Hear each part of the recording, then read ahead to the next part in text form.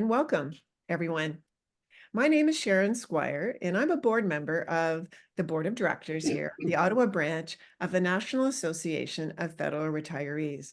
And on behalf of the branch, I'm so delighted to welcome you today to our webinar entitled Creating Tomorrow, the Campaign to Build a New Hospital. I would like to begin by recognizing the unceded territory of the Algonquin Anishinaabe people on which we are located in the Ottawa area. We extend our respect to all First Nations, Inuit, and Métis people for their valuable past, present, and future contributions. I am pleased this morning to welcome Tim Kluke, President and CEO of the Ottawa Hospital Foundation, and his team. Before joining the foundation in 2011, Tim was the president and CEO of the Ottawa Foundation. He is also past president of the Association of Fundraising Professionals, Ottawa chapter. Bienvenue, Tim. Nous sommes très heureux de vous avoir parmi nous. I would also like to thank Ottawa branch members, Sam and Utra Bhargava, who introduced Tim and his team to us. Sam and Utra are key supporters of medical research and both recently received the Governor General's Meritorious Service Award for their leadership, advocacy, and philanthropy in healthcare. Sam, would you like to say a few words? Yes, thank you very much, Sharon, and warm greetings to my fellow retirees. Like you, I'm very excited to learn more about the new hospital. Healthcare is important to all of us. The new hospital will completely transform healthcare in Eastern Ontario.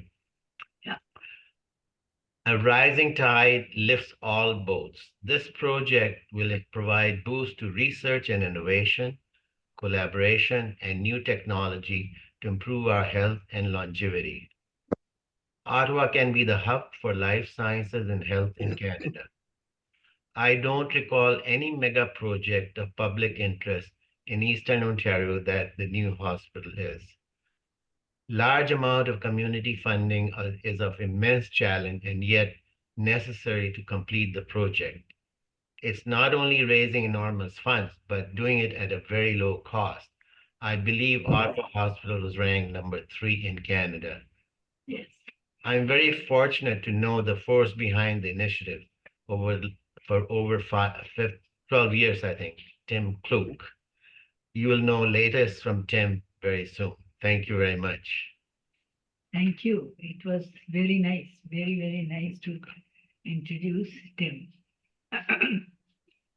Well, thank you very much, Sam and Utra.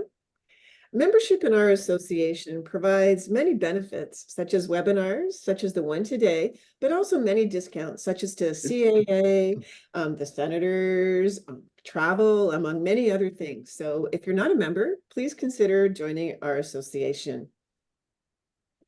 From a process perspective today, we will be sending out an email following the webinar that will explain how to join our association, and also it will include instructions on access the recording of this webinar. Nous enregistrons ce webinaire et rendrons l'enregistrement disponible pour visualisation sur notre site web. So in terms of a bit more process, there will be a question and answer section after the presentation. So to ask a question and receive an answer, click the Q&A button at the bottom of your screen in the bottom menu and type your question into the Q&A window, and then click on Send to submit your question. Tapez votre question dans la fenêtre QR, puis cliquez sur Envoyer pour soumettre votre question. And please note, during the session today, the chat function won't be working, so please use the Q&A section. So back to our topic today. We are pleased to be collaborating with Tim and the Ottawa Hospital Foundation to share the inspiring journey to build a brighter and healthier future for our community and the Ottawa Hospital. So it's my pleasure to turn the mic over to you, Tim, to lead us through your presentation.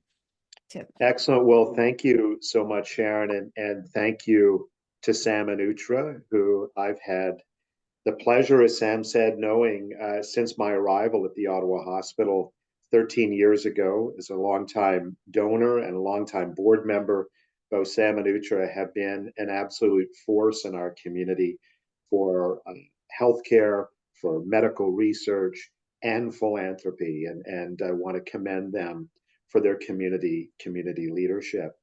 So very pleased to be here today.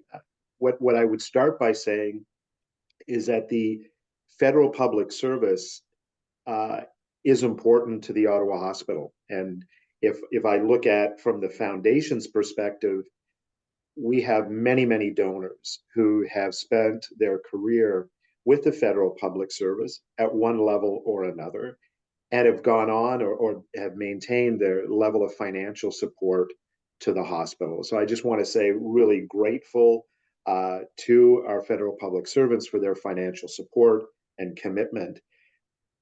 Also, from even a board perspective, I look at Susan Cartwright might be a name that's familiar to you. Nadir Patel currently sits on our board, and the current chair of the Ottawa Hospital, Claude Doucette, is recently retired.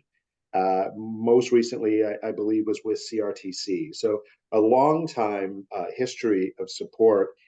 And some of you may have attended our President's Breakfast for the Public Service that we conducted for many years. And I remember my first ones, we'd have some 600 federal public servants in one room talking about the Ottawa Hospital. And now last year, we actually brought our community breakfast and our federal public service breakfast together as one. So I'm joined today with my colleague Daniel Knox, and Daniel is kind of my right hand in the foundation. He's our campaign director for the Campaign to Create Tomorrow and director of our executive office. Mika Zeisig, who's also here as part of our events team and a great young leader in our organization. So there's Mika. So thrilled to have both Daniel and Mika join me today. And Daniel and I will quarterback this. You may hear him jump in a little bit or cue me with some of the questions and help me respond where appropriate. So my hope today is to kind of introduce who we are as the Ottawa Hospital, give you an inside look at the new campus development, and then an update on our fundraising campaign. And it's the largest campaign ever in our region, and we're having some great early success, but our work is not done. So, okay, Daniel, let's move on then to the next slide. So today's Ottawa Hospital, which is just a wonderful facility, a gem in our community. We're the largest academic healthcare institution in Canada. When a lot of people are surprised when we say that, but in terms of patient volumes, we are the largest. We're the second largest employer in the city of Ottawa. Obviously we have the federal government and the city of Ottawa, but the Ottawa Hospital, we have about 17,000 employees. We serve a population of about 1.3 million people, which cuts across kind of Western Quebec, Nunavut, kind of across Eastern Ontario. And from a size and scope, we have about 1.7 million outpatient visits each year. And even you think of delivering babies, remarkable that between our campuses of the Ottawa Hospital, we deliver about 6,000 babies. The Ottawa Hospital is the Civic, the General, and the Riverside Hospital. So there's 3 campuses, and we're home to a research institute, which is depending on the year and depending on our success as a research institute in terms of receiving Canadian Institute for Health Research grants, peer-reviewed grants, we can be anywhere between the 3rd largest and the 5th largest. We kind of toggle in that space. And in the same company as the University of Health Network in Toronto, Sick Kids in Toronto, then you have McMaster, McGill, the Ottawa Hospital. So we're all kind of in that mixture of top performing research institutes. And you talk a little bit later about some of our research breakthroughs. I would say we're really well known for, yes, our bench research, but really well known for what we call practice changing research, and taking that basic science research and putting it into practice within the clinics of the Ottawa Hospital. So really important clinical trials which present new opportunities for patients locally to have access to those new and novel therapies that, if they weren't being treated at an academic and research hospital, we would not have those opportunities. So real great value to the residents of Ottawa in this region that we are a significant research and academic hospital. Maybe Daniel, just stay, if you want to go back, Daniel, to the last slide just for a moment. As I said, just in terms of size and scope and our research institute, there's been some wonderful announcements recently that do align with our new campus, and we're in the midst of a very large federal grant to support our virus manufacturing facility that we're going to expand on the existing campus. Okay, Daniel, let's hop to. So I'd like to introduce you to Owen Snyder. And Owen is here not only because he has, one of the first participants in our CAR T cell research, but Owen was a member of our foundation's governance committee. He was my cycling partner in an event called Ride the Rito, which was a fundraiser for the Ottawa Hospital. And little did he know, and it was to raise money for cancer research. Little did he know 10 years later, he would be one of the first patients in Canada to receive CAR T cell therapy. And again, what CAR T cell therapy, it's a type of gene therapy that trains or engineers a patient's own immune system to recognize cancer cells. And a type of white blood cell called CAR T cell is a real key component of our body's immune system, and they're developed as well from the bone stem cells in the bone marrow. And this particular area is an area of expertise of the Ottawa Hospital, and it's just another example of a great research institute informing world-leading care here at the Ottawa Hospital.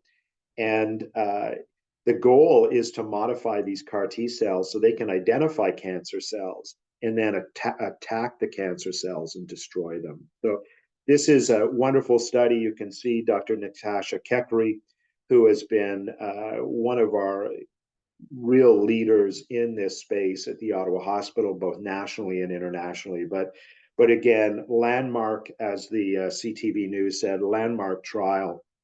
And Owen has graciously told his story. His wife is a former judge as well, and they were from out of province but moved back and live now in the Ottawa Valley. Okay, Daniel. So I'm going to introduce you. The physician in this photograph is Dr. Bernard Thibault. And Dr. Bernard Thibault started at the Ottawa Hospital actually the same time that I started in 2013, and we were both at an event. And I turned to Bernard and I said, why did you come to the Ottawa Hospital? And he, at the time, was working in Edmonton. And his quote to me was, if you work in stem cell research, you need to be in Canada. And he said, if you work in stem cell research and you're in Canada, you need to be in Ottawa. And if we're known for one thing nationally, internationally, certainly our research in stem cell research is something that the Ottawa Hospital is known for. And you can see here, he focuses on premature babies who often have lung ailments. And wonderful to say that that he has started a clinical trial here. We've enrolled our first patients using stem cells to repair the lungs of premature babies. So remarkable, remarkable work. He's not only a researcher at our Ottawa Hospital, but also a researcher at the Children's Hospital of Eastern Ontario. But what I would say is our work in stem cell, and yes, we had some wonderful, wonderful clinicians and researchers, basic scientists. It started with philanthropy. Eric and Visma Sprott from Toronto, and you may recognize that name through his work in the finance community, but also philanthropy at Carleton University. They created the Sprott Center for Stem Cell Research with what I believe at the time was a $15 million gift. So that gift in itself has just spurred this explosion of the Ottawa Hospital's success and research in the area of stem cell therapy. Okay, Daniel. Like to introduce you to another remarkable person, and he does have a loaded last name, so it's difficult for me to say. But Dr. Dar Dawaltashi, and Daniel, you can give me a hard time a little later on my pronunciation. Dr. Dar is one of the world leaders in stroke research, and we have right now the largest stroke clinical trial ever run in Canada. And stroke is a big deal. It's a big deal to all of us on this call today. And so we've been doing a study to look at a kind of a drug called TNK. And it is one that's been used for clot buster for heart attacks, et cetera. And some of you may recognize a drug called TPA, which is also a clot busting drug. And if I think, and again, I'm not a medical professional, but I also recall 30 years ago telling a story about a grateful patient at another hospital who had a clot in her leg and received TPA. And TPA has been a remarkable drug, but this new drug, TNK, is a single dose fast action drug to administer to break up a clot. Again, wonderful, wonderful success story of our work in stroke and stroke research here in Ottawa. Okay, Daniel. So here we are today. It's the existing Civic campus. 2024 marks the 100th anniversary of the Civic campus. And if you think back in time, 100 years ago, we were coming off the heels of the Spanish flu, wonderful, incredible pandemic at that time. And here we are coming out of or living with the aftermath of an existing pandemic that struck the world. And back 100 years ago, Mayor Harold Fisher said, we need to build a big city hospital. And he assembled leadership in our community to gather $3.5 million to build the original Civic. So that original kind of structure that you see in the image here was the original Civic campus. So 100 years ago, it was, at the time, the newspaper referred to it as Fisher's Folly. He thought, building this hospital in the middle of nowhere in a farmer's field. But when the facility was open, the headline then was Fisher's Foresight, and he was really recognized as an institutional leader in our community, and we can point to his leadership at the time to create the existing Civic. And we think of the building, how it's grown over the years. Yes, at the time it was purpose built, but over the years we've added a series of 21 buildings attached to this main infrastructure. And it actually contradicts what I'll talk about a little later when I take you inside the new Civic campus. This facility was at the time purpose built. It was heralded as groundbreaking, world leading care, the finest medicine available to man at the time. And we joke, if you read that newspaper from 100 years ago, it actually kind of describes the hospital we're building today, which is quite remarkable. But those individuals that brought us the civic campus, they paid it forward for future generations. So we're eternally grateful to them, and it's on their shoulders that we're now shaping the future of healthcare in our community. So it's time, it's time for us to build a facility that both meets the needs of our patients, our clinicians, but also matches the capabilities of our people. And we have remarkable people working in some outdated facilities, but we have the opportunity to really create something that is truly remarkable, that meets today's healthcare.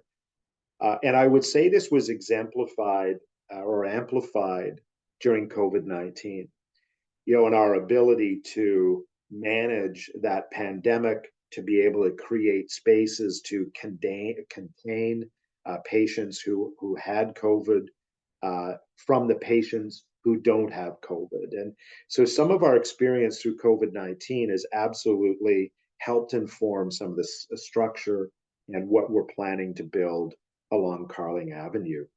And, this is, I think, our opportunity to help transform healthcare. It's going to be a catalyst for change.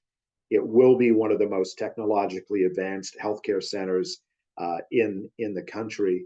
And what I would say, kind of full stop for all of us on this call today, is that this is the largest and most significant healthcare infrastructure project of our lifetime.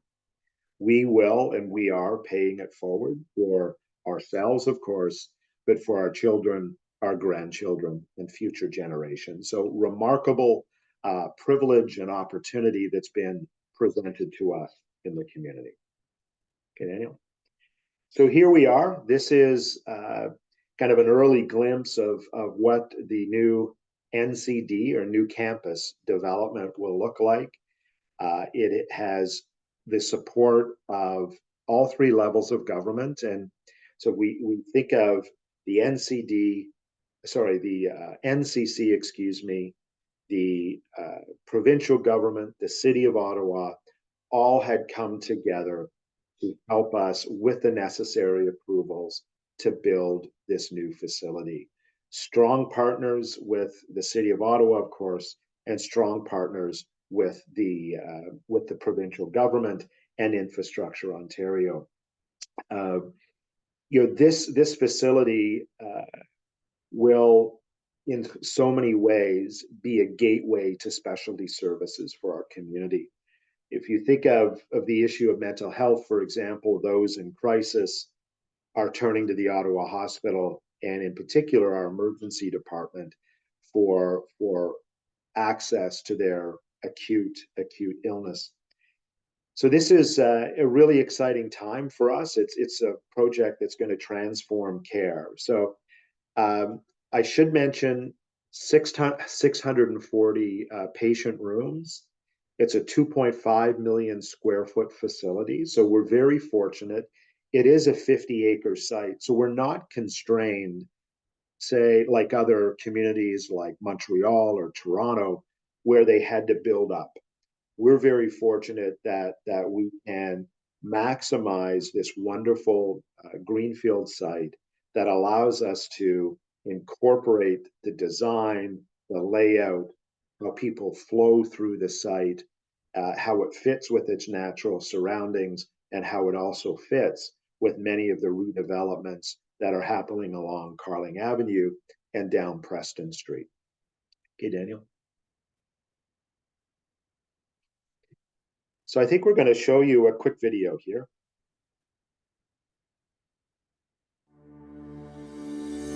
The Ottawa Hospital has started construction on a once-in-a-generation project that will reshape the future of healthcare in the Ottawa region, across Canada, and around the world. The Ottawa Hospital's new campus will be one of the most modern, technologically advanced, and accessible healthcare facilities in Canada.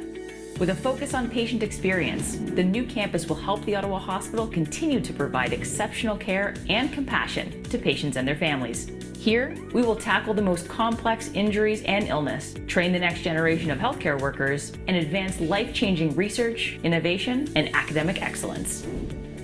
Every patient will have their own room with floor-to-ceiling windows and a fully accessible washroom. One of the most important things we can do for this community is to increase access and capacity for our healthcare system. The new campus development is the starting point to that rebuild and reshape of healthcare for the future. It's not just about building a world-class facility, it's about using that as a catalyst to rebuild healthcare for this community for literally the next 100 years.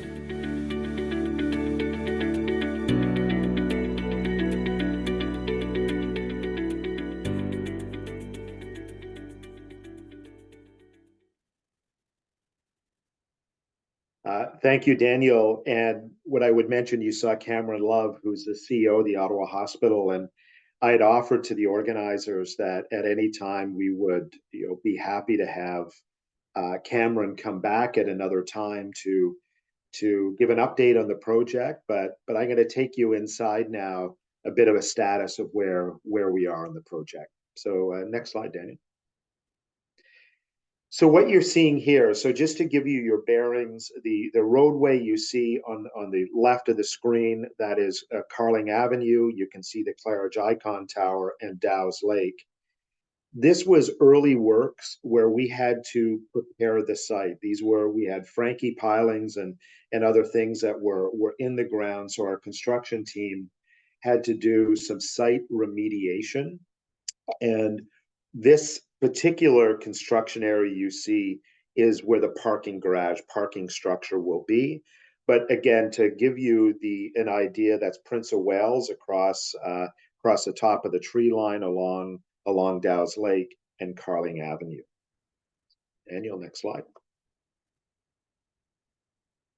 So we are under construction. So if you can picture me, I think standing in the Claridge Icon building right now, looking over the site, this is the parking garage structure that we started construction just over, I get my dates mixed up. I'm not sure if it's this fall or the fall before, but we are in the ground. Construction is started.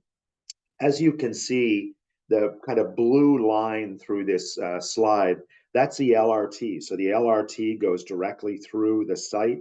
It's a fully accessible site, which is fantastic. If you think of our employees working on this campus, about 5,000 staff who will go to work here each day, our outpatient clinics, our researchers, people can access this site via transit. It'll be a very accessible site. So the parking garage is the first work. Well, we did the early works project, but the parking garage is the first step for lots of reasons. One is we need a place for our construction workers to park once we start constructing the main hospital campus itself. So it will be a mix of underground parking. We're using the benefit of the site. It's kind of a site. It graduates up into a berm, so we're taking advantage of that site for underground parking, and there will be some surface parking. But those of you who have tried to park at the existing campus, we know it is an absolute challenge to park at our campuses and is very stressful for those visiting the current hospital.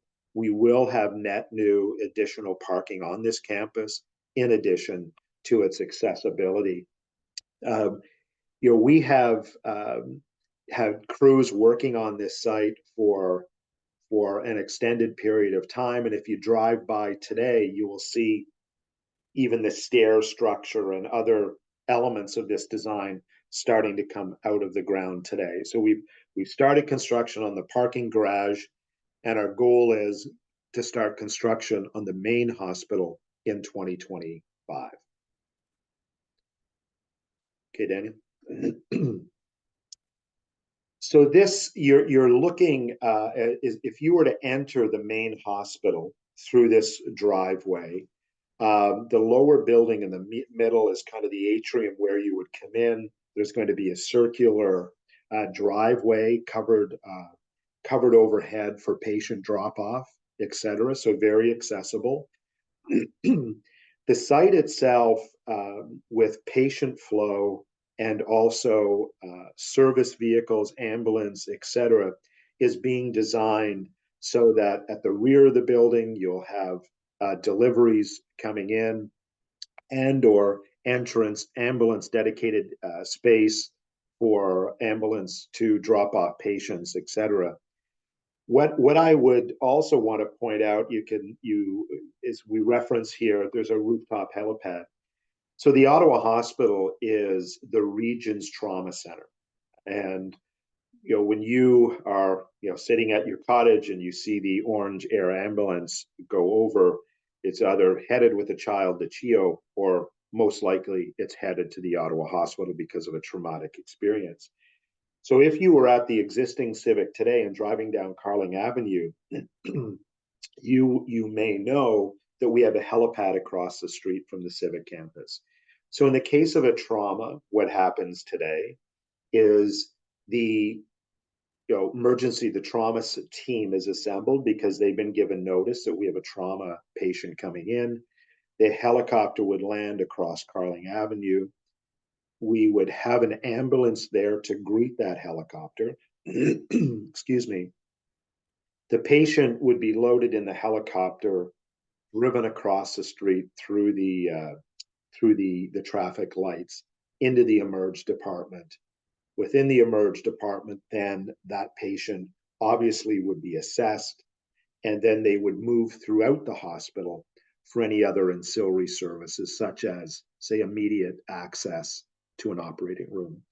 If we look at this new facility, we will have a rooftop helipad where Daniel's kind of pointing there, and it will be a dedicated elevator that the patient will come and the care team right off the helicopter into this dedicated elevator and directly into the trauma center, directly into the access to the ORs, to the diagnostic imaging. Everything that patient needs will surround them. In the existing campus, and again, we do wonderful work, but because it is a collection of 21 buildings, it was not designed necessarily with the patient experience at the heart. It was designed based on our ability to renovate and ratchet on buildings to provide the service.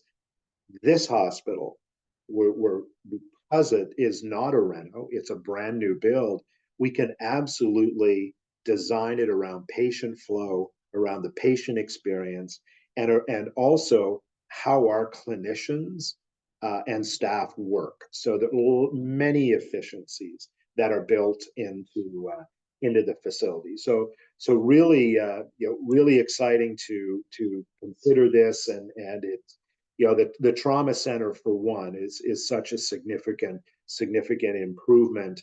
Yeah, really excited to see that. So Daniel? So I'm going to take you through just again, a few visuals here. This is kind of that main plaza where I said you may pull up and drop someone off. So this car here, they've just done the loop. They've just dropped a patient off, and now they're heading back out towards Carling Avenue. You can see even in this this visual, this is a very green site, and there's tremendous opportunities for us to really take advantage of the site and incorporate as much natural beauty as we absolutely can. So Daniel? So this is, again, early renderings, but this would be the lobby. This would give you, as a public space, a sense of how bright it is, how airy it is, how inviting it is. People aren't sectioned off. We're hoping to have, open spaces, opportunities to not only greet and direct the public, but opportunities for family members to sit, staff to sit, to take advantage of the sunshine on a day like yesterday, that we had a remarkable sunny day. And I was mentioning a little earlier in my career, I had the pleasure of being part of building the new Royal Ottawa Mental Health Center. And if you looked at the old facility, the old Royal Ottawa, it was very dark. It was, again, a collection of buildings. But when we built the Royal Ottawa Hospital, all of a sudden it became lighter. It became a brighter space, became a more respectful space for patients. And it allowed us to build a facility that took advantage of natural light. And we all know the benefit of natural light as it contributes to the healing process. Okay, Daniel. I'm going to show you a few examples of patient rooms, but as you can see here, floor to ceiling windows, and I'll touch on that a little bit later, but each room is a private room, and it is a single patient room for a reason. As I said, our experience during COVID-19, and many of you, I'm sure, have been in the hospital where you're sharing a room with another patient, perhaps 3 other patients. And, I know firsthand the difficulty of visiting a loved one, of speaking with a loved one, etc., while you have 3 roommates. What we learned in COVID as well from infection control and management, having single patient rooms will be critical. Our ability to essentially, when necessary, isolate each patient if necessary. So wonderful design, light, airy, floor to ceiling windows with built-in technology. We'll go to the next one, Daniel.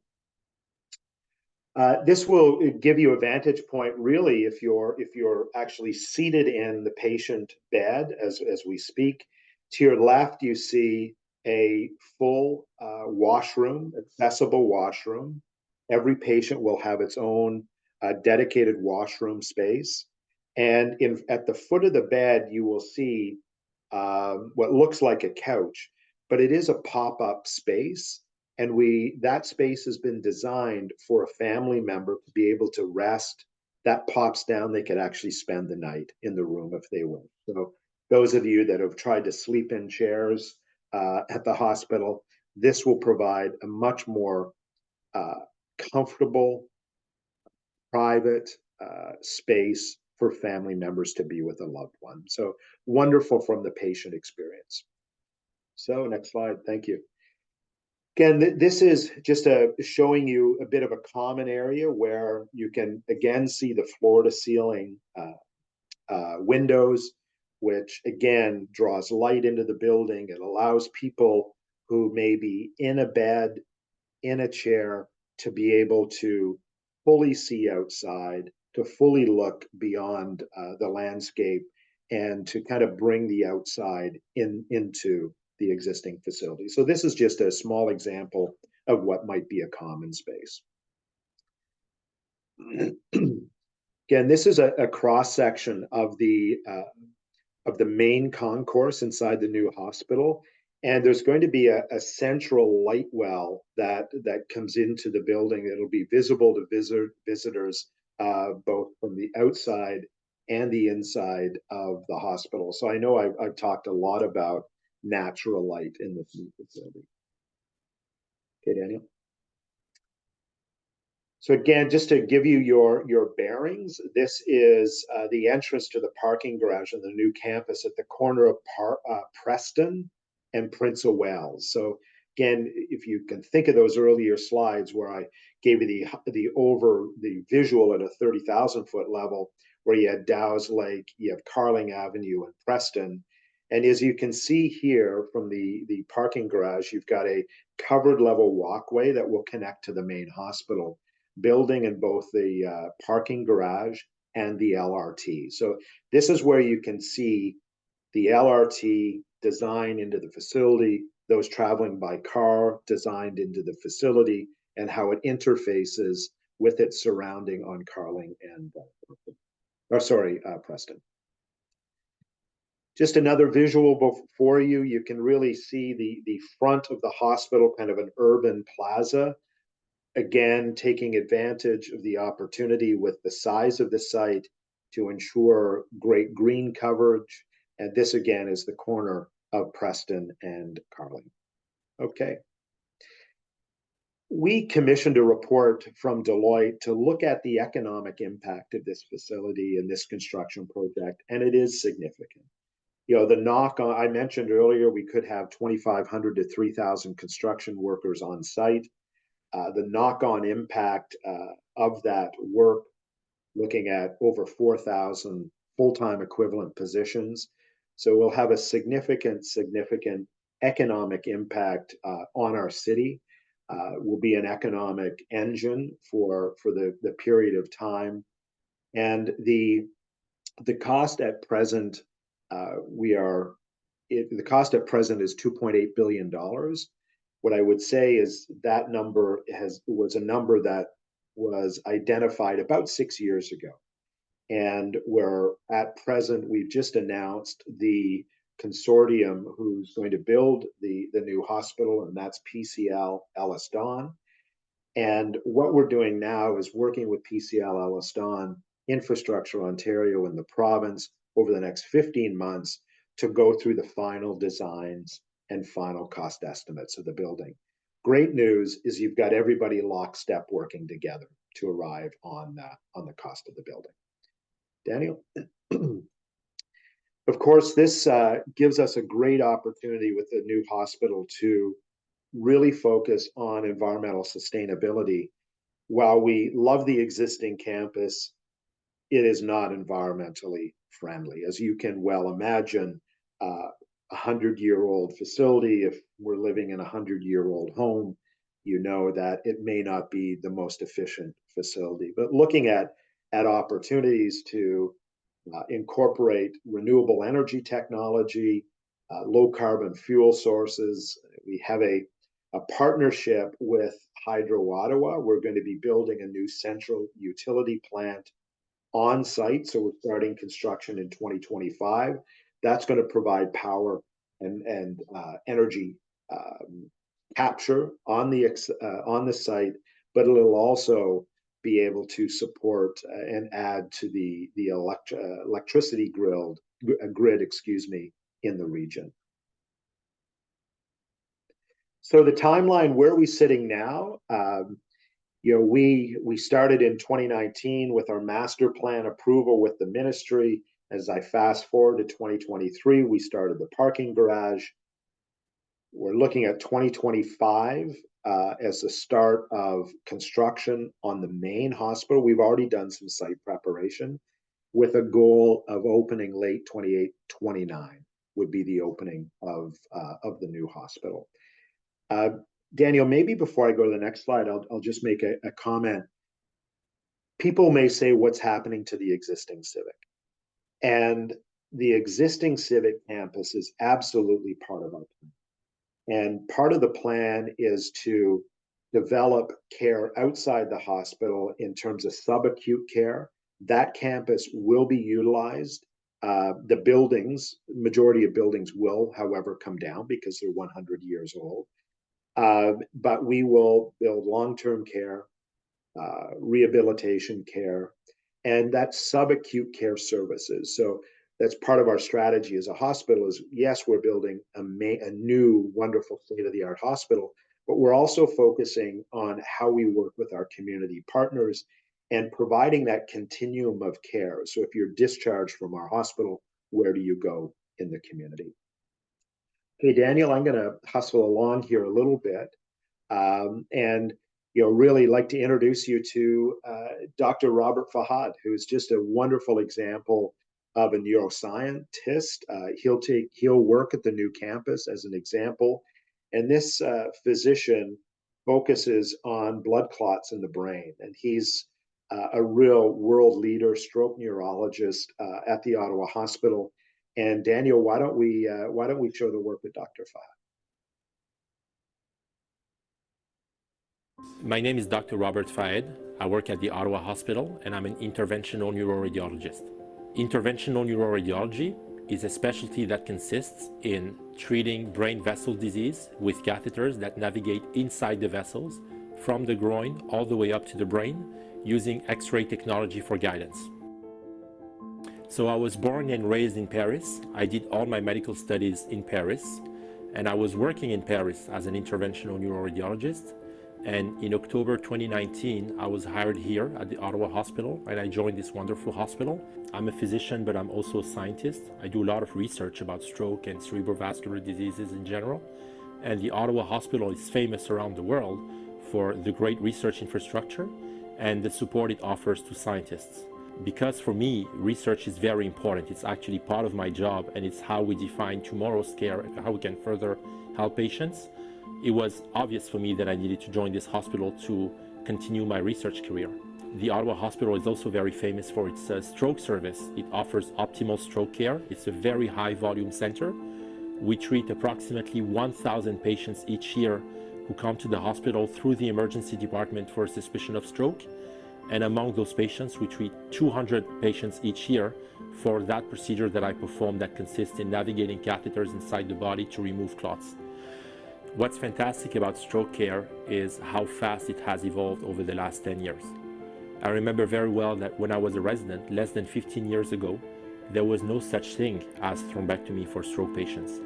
And those patients with a large stroke and a big clot were basically either going to die or be functionally disabled and dependent for the rest of their lives. And nowadays, we're able to treat those patients in less than 10 minutes. And if we're able to pull the clot out fast enough, those patients recover, not within a couple of months, not even within a couple of days, but immediately on the table. They come into the angio suite paralyzed and unable to talk, and an hour later, they exit the room moving and talking as if nothing had happened to them. In fact, the last patient that I treated last week was discharged 24 hours later. She came in for a stroke. It was the worst day of her life. She was half paralyzed, and less than 24 hours later, she was back home as if nothing had ever happened to her. This could have never happened 15 years ago. In just 15 years, we've basically changed completely the trajectory of stroke patients. So I can only imagine what will happen in the next 15 years, but it's extremely promising. And that's what's giving me energy to treat patients every day and every night. Well, what can I say other than wow to the work of Dr. Fahad? And that just gives you a glimpse into the incredible work. So just a couple final slides. So the overall project cost I mentioned, there is a funding formula with the province, and kind of high level math is they will fund about 20%, 20 to 25% of the new hospital. But there's always been in Ontario a requirement for a local share, which is about $700 million. Part of that is our fundraising campaign, the Campaign to Create Tomorrow, which is, as I said, the largest campaign in our region's history. And there's going to be other things that are built into the funding formula, like retail operations, revenue from parking, etc. So our campaign progress, we launched a $500 million campaign, and we've been very, very pleased. We're sitting at about $310 million today. Really excited about the campaign. And what I would mention is that, with the funding formula, there are elements of the hospital where the province will pay 100%. There are elements like academic space and research space where they pay zero, and they don't fund the equipment. That's where philanthropy comes into play. That's our job as a foundation, to raise the local share requirement to fund equipment in the areas that aren't funded by the provincial government. This is a wonderful group of volunteers who have been actively helping us raise funds, many community leaders here. Our campaign is chaired by Roger Greenberg, who is the chair of Minto, owner of the Red Blacks, and everyone here has been, A, they're donors, and B, they're really committed to this project and having a conversation with their peers. We've had some exciting gift announcements there. Sam and Utra, front and center. We've had wonderful, wonderful supporters. Many of our donors have made their largest gifts of their lifetime to this campaign, and they have recognized the legacy that this project provides for our community. And we have been absolutely blessed and humbled. And, two such families are the Satilli family and the Jones family. Tony Satilli on the left is a member of our board of governors at the hospital. He and his wife are major donors, and their family have been very, very gracious. They made a $2 million gift. And Russ Jones and his wife June and family made a transformational $10 million gift, which is extraordinary. Again, some wonderful, wonderful gift announcements. But what I would say is we will only be successful in our campaign if we have support from every corner of the community. We have had, when this campaign ends, we will have thousands of donors to the campaign. And while some families have made remarkable gifts based on their ability to do it and their capacity to make remarkable gifts, I think if each and every one of us considers the legacy project that this is, the impact on lives, and reflect upon our own philanthropy and make a gift that's meaningful to us, I know we'll be successful. So you're going to see soon. You can come to our website. We're celebrating our 100th anniversary, and we're sharing through our website some of these great stories. We kicked it off with the Prime Minister and him telling how he and his brother were both born at the Civic Campus many years ago. So I'll conclude with how to support the campaign. We would love. Hopefully, you learned something today that you can. Talk to a neighbor, talk to a friend, reach out to us. I think we're going to have an email contact for you on the webpage. At least Antoine and the team will share that with you. But our campaign is unique in that people can pledge over time. People can become a monthly donor. We have donors who are using gifts of marketable securities. We have donors as well who are talking to us today about maybe a blended gift. I can do this today, but I would like to make a provision in my will to support the Ottawa Hospital and your campaign. All of those ways are wonderful ways to support our campaign and to support the project. So maybe I'll stop there. Maybe we can stop sharing, Daniel. And I know we had a couple questions, and let's just take a quick look. Hey, so Tim, one of our first questions, how far will patients have to walk from parking or LRT station to the new hospital? So, Daniel, I don't know if you have the exact distance. Well, I have a good comparator. So for those who have visited the current Civic and are familiar where the Tim Hortons is located, the hallway from Tim Hortons to the other end is longer than the walk will be from the parking garage to the main atrium at the new hospital. So while the scale in the images looks enormous, actually it will be a little more human scale. The LRT station, of course, is across the street, and there will be a connection either above or below ground as we negotiate with the city on. Great. Will the parking be restricted to hospital staff and visitors, or will general public have access? That's a great question. We are going to have an incredible increase in the amount of parking compared to the current Civic site, and it will be open to the public. Public parking, paid parking, of course, with all funds going back to the hospital to help with clinical care. I don't know if you want to add anything, Tim, to that. Yeah, I think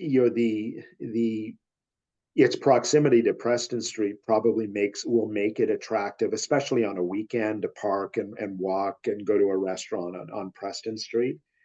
And that, as I said earlier, is part of the funding formula. The hospital has built-in parking revenue over time to help pay for the parking garage. Philanthropy is not paying for the parking garage. It's being built on a model, self-funding model through parking fees. If I could jump ahead to Richard's question around fossil fuels, and maybe I can take a stab at that, Daniel. What I would say, and I'm not qualified to really answer this, but we can certainly provide additional information specifically from our design team. The benefit of where we are in the design of the hospital and looking at other comparable centers around the world in terms of their energy efficiency, latest technology, et cetera, just as you're referencing here. I would say I would think so, but I would happily, Richard, if you want to email me outside of this at the creatingtomorrow.ca, I think we're going to use as we can have a member of the design team get back to you with the specifics. Yeah, I would just add, Tim. I know our hospital CEO recently said that the new campus will be carbon neutral. Part of that will be achieved with the partnership with Hydro Ottawa, similar to the project that they completed at the Zibi development, tying into the falls, the Chaudière Falls, for clean energy. So that's the goal. More details, I think, will be announced as that partnership is finalized.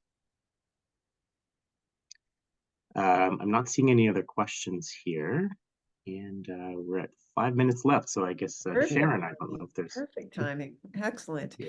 Well, thank you, Tim and Danielle, for the presentation. I know for me, I found it really exciting, some of the advances in care. The attention to the patient-centric or the patient experience was wonderful. Just imagine going into a hospital where you can have your own room with a window. Just what that does for your mental health and your outlook is exciting. And of course, some of the things you told us about sustainability, most exciting. And we look forward to learning more about that. So thank you very much again, Tim. Thank you. And Danielle. Pleasure. And also thank you, Sam Manutra, for organizing this and linking us into this important topic. We also want to thank Catherine, Natalie, and Mika, who have also helped plan Ottawa, as well as our own NAPR team. So please watch for our follow-up email, which will provide you a link to the recording of today's session. As well, it will include upcoming seminars, and some are very interesting, from AI to fitness. So please have a look, because there's a lot of interesting stuff there. Assurez-vous de surveiller notre email de suivi qui vous fournit des informations sur la façon d'accéder à l'enregistrement vidéo. And so overall, thank you very much again. We hope to see you at our next webinar. And if you're not a member, please consider joining us, because there are a lot of benefits to membership. So merci beaucoup tout le monde, et au revoir, and thank you again.